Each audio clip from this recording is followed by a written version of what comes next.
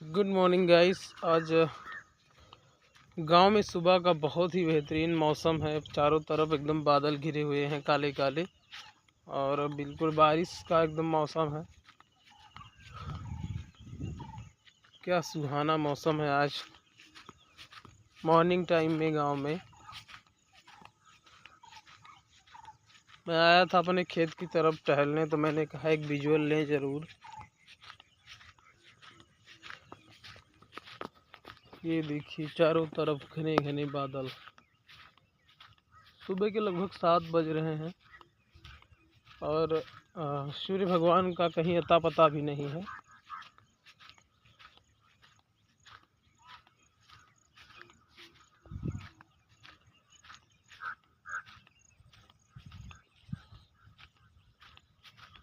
What a lovely weather now today.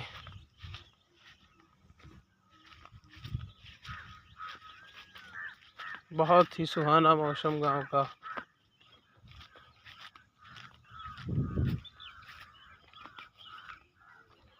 ऐसे लग रहा है जैसे शाम हो गई है, लेकिन ये मॉर्निंग टाइम है और लगभग 7 बज रहे हैं।